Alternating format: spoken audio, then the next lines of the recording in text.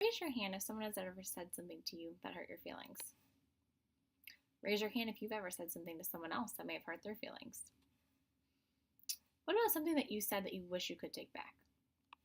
That would be me too. Our bodies and brains are wired to react, as we talked about last week with our fight, flight, or freeze response. Fortunately, our bodies and brains can also be rewired through mindfulness to help us create a space between a strong emotion and our actions.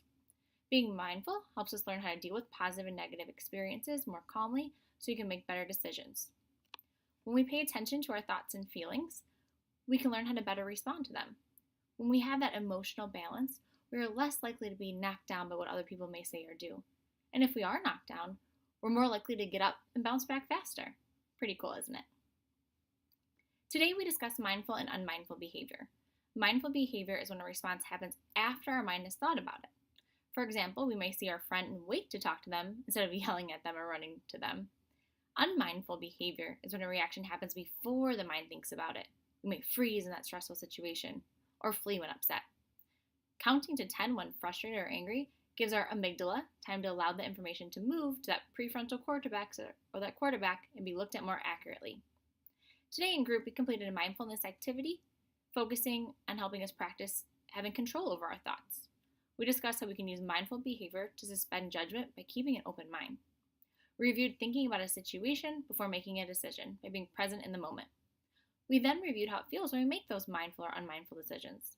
This can be a really vulnerable thing for any of us to look at. Realizing that we don't always act the way we'd like to think of ourselves can be pretty uncomfortable. We might push it away by trying to ignore it or by getting angry at others. We discussed this and how to remember we are vivid and can make repairs. A tool your child will learn in the group soon.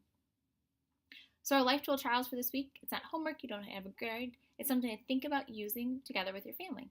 The first tool is to encourage noticing and practicing mindful behavior. Talk with your child about your family's values, their importance, and what you do to support those values in your home. You can also use the myself parts as a guide to talking about your values and their strength based on those values. Number 2, invite your child to discuss the different parts of their brain and how they play a role in their behavior.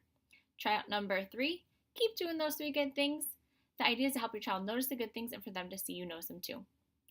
Next session, we're going to focus on noticing some of the signals and clues that our body tells us when we start to kind of get worked up and ways to remain more alert, focused, and mindful.